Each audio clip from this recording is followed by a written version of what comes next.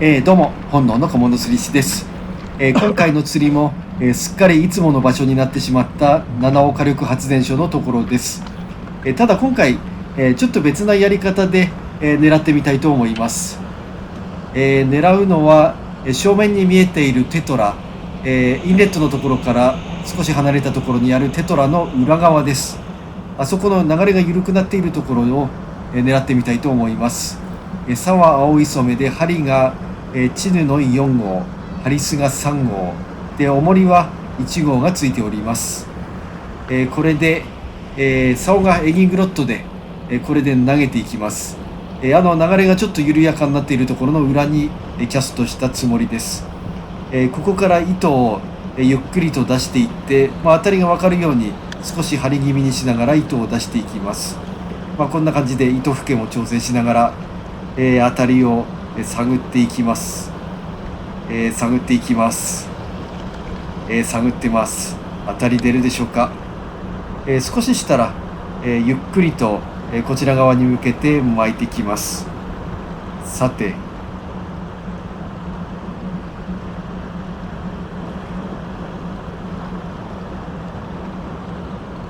当たりました。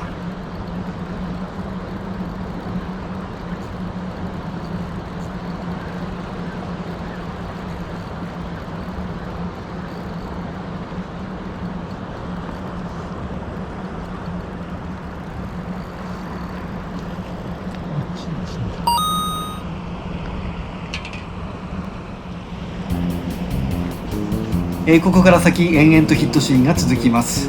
こうやって投げて流して引っ張るみたいな、釣り方が、面白いと思いました。